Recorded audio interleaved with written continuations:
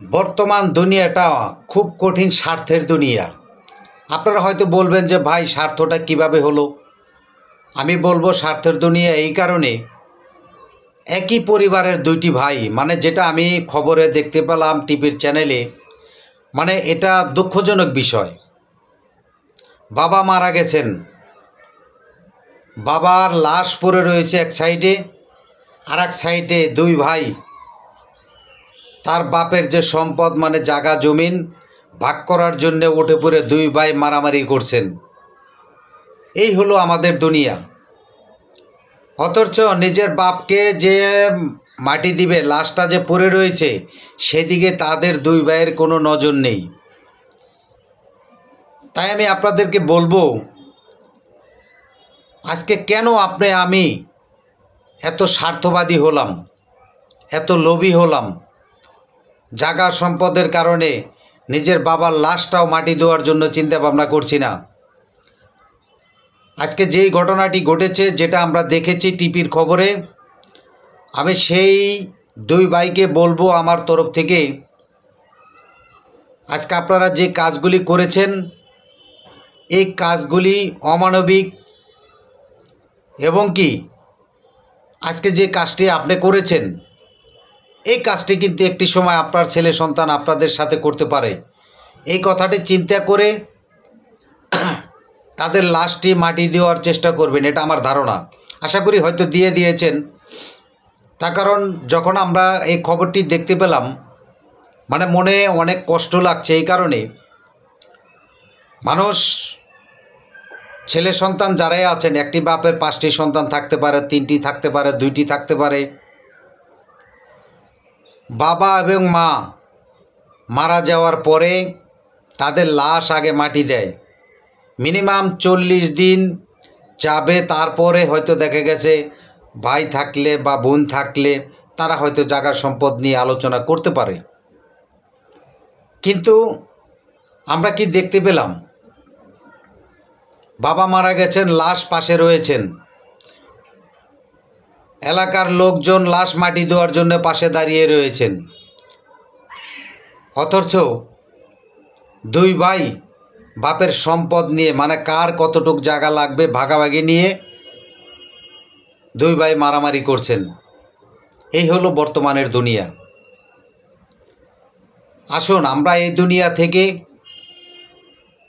এই কাজ থেকে আমরা নিজেরা শুধরে নেওয়ার চেষ্টা করি। আজকে হয়তো দেখা গেছে আপনি করেছেন, আপনার কাছ থেকে আরেকটা ছেলে সন্তান শিখতে পারে। সে দেখা গেছে তার মা বাবার সাথে আবার এরকম ঘটনা ঘটাইতে পারে। আপনারা এই ধরনের কাজগুলি কেন করেন ভাই? এই ধরনের কাজগুলি করে বর্তমান সমাজকে আপনারা নষ্ট করছেন। এই স্বার্থের কাছে কেন আপনি নিজেকে বিক্রি করছেন? আজকে হয়তো দেখা গেছে আপনার বাপের সম্পদ আছে বিদায় আপনারা দুই ভাই বাপের লাশ সামনে রেখে দুই ভাই মারামারি করছেন। যখন আপনার বাপের সম্পদ যদি না থাকতো, তখন আপনি কি করতেন? তখন আপনার করণীয় কী ছিল? তখন তো আপনি নিজের মনটাকে বোঝাইতেন যে আমার বাপের কোনো সম্পদ নেই, আমার যেটুক আছে এটুক নিয়ে আমি চলার চেষ্টা করব। এটাই তো চিন্তা করতেন। কিন্তু আমরা কি দেখতে পেলাম? এই জাতি কি দেখতে পেল? এই দেশের জনগণ কি দেখতে পেল? আপনারা যে দুইটি ভাই বাপের লাশ সামনে রেখে জায়গা সম্পদের জন্য মারামারি করছেন, সেটার জন্য কিন্তু প্রতিটা মানুষ এবং এই জাতি আপনাদেরকে ধিক্কার দিচ্ছে। আসুন আমরা এই রাস্তা থেকে পরিহার করে আমরা একে অপরকে ভালোবাসার চেষ্টা করি। প্রত্যেকটা মা বাপকে আমরা শ্রদ্ধা করার চেষ্টা করব। আমি যদি মা বাপকে যদি শ্রদ্ধা করি, তাহলে দেখবেন আপনার আমার ছেলে সন্তান মা বাপকে শ্রদ্ধা করবেন, মা বাপকে ভালোবাসবেন। আর এই ভালোবাসাটি সবাই ধরে রাখার চেষ্টা করবেন। আজকে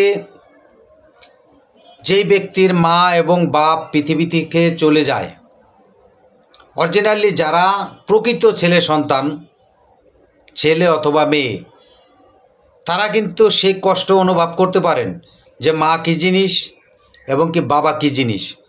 বাবা হলেন একটি বটগাছ, সে যত বড় নগণ্য হোক, হয়তো সে বৃদ্ধ হয়ে গেছে, বয়স হয়ে গেছে, কিছু করতে পারে না, কিছু দিতে পারে না, আপনি খাওয়াচ্ছেন। কিন্তু আপনার বাবা তো আপনাকে লালন পালন করেছেন, মানুষ করেছেন, এত বড় করে তুলেছেন। আজকে সেই বাবাকে আপনি ঘৃণা করবেন? আমি মনে করি সেই কাজটি আমি না করে আমরা প্রত্যেকটা মা বাপকে ভালোবাসার চেষ্টা করব। আর যে মা গর্ভে 10 মাস 10 দিন গর্ভধারণ করেছেন, মা জীবিত থাকাকালীন অনেক ভাই বন্ধুরা আছেন, মায়ের দুঃখ কষ্ট কিন্তু অনেকেই বুঝে না। আর না বোঝার কারণে সে মার উপরে অনেক সময় অনেক অত্যাচার করে থাকেন, অনেক কষ্ট দিয়ে থাকেন। আমি সেই ছেলে সন্তানদেরকে বলতে চাই, মাকে কোনো দিন কষ্ট দিও না। যদি তুমি কোনো সময় কষ্ট দাও, তাহলে দেখবে সেই কষ্ট কিন্তু একটি সময় তোমার ছেলে সন্তান দিবে। আপনি কি চান আপনার ছেলে সন্তান আপনাকে কষ্ট দিক? আশা করি সেটা আপনি চাবেন না। আপনি যদি না চেয়ে থাকেন, তাহলে অবশ্যই মা বাপকে যত বছর পারেন বাঁচিয়ে রাখার চেষ্টা করবেন। হয়তো খাওয়ার মাধ্যমে, নয়তো ভালোবাসার মাধ্যমে। মূল হলো আপনার ভালোবাসা। পেটের খিদা তো প্রত্যেকটা মানুষেরই থাকে, কিন্তু হয়তো কেউ কম খায়, কেউ বেশি খায়। কিন্তু তার মানে এই নয় যে মা বাপকে আপনি ফালিয়ে দিবেন, যা ছুঁড়ে ফেলে দিবেন। মা বাপের সম্পদ ভাগাভাগির জন্যে ভাই বোনে মারামারি করবেন। মা এবং বাপের লাশ পাশে রেখে ভাগ করার চেষ্টা করবেন। এক ভাই আর এক ভাইকে মারবেন, আর এক বোন আর এক ভাইকে মারবে। এভাবে যদি দুনিয়া চলতে থাকে, তাহলে কিন্তু দেখা গেছে হয়তো একটি সময় আমাদের যে বর্তমান যে ভবিষ্যৎ বা প্রজন্মের, নতুন প্রজন্মের ছেলে সন্তানরা, তারা কিন্তু সেটা শেখার চেষ্টা করবে।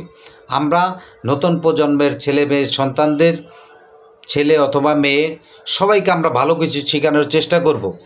তাহলে হয়তো দেখা গেছে আপনার ছেলে বা আমার ছেলে, তারা ভালো কিছু ভবিষ্যতে তৈরি করবে, আপনাকে দেখবে, আমাকেও দেখবে। এখন দেখা গেছে আমরা যদি সেই কাজগুলি না করি, তাহলে কিন্তু সেই ভুলের মাসুল কিন্তু একদিন আপনাকেও দিতে হবে, আমাকেও দিতে হবে।